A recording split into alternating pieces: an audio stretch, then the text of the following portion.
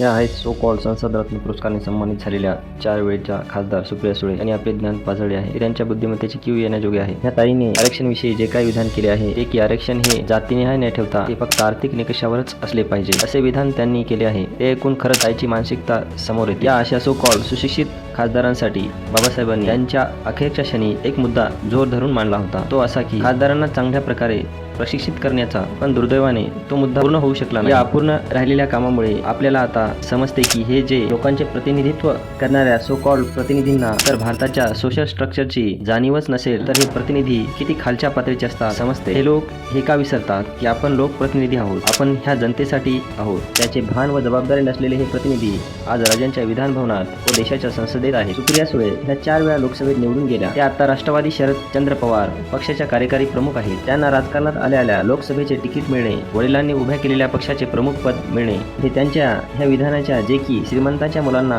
काय गरज आहे आरक्षणाची या गोष्टीच्या विरोधी नाही का? त्यांचे पण हे अघोषित आरक्षण नाही का? त्या अशा मानसिकता लोकांना आपण निवडून देतो. त्यांना समाजातील दरी, भेदभाव, उचनी, खालचा वरचा अशा गोष्टीचा कधी गंधही लागला नाही. असे लोक आता आरक्षणावर बोलू लागले. त्यामुळे भावांनो, कोण आपला कोण परका हे आताच ठरवा, कारण पुढचा काळ फार वाईट आहे. तर भावांनो, समजूतदाराला इशाराच करते आहे. तुम्हाला काय वाटते? तुमचे मत कमेंट करून जरूर कळवा.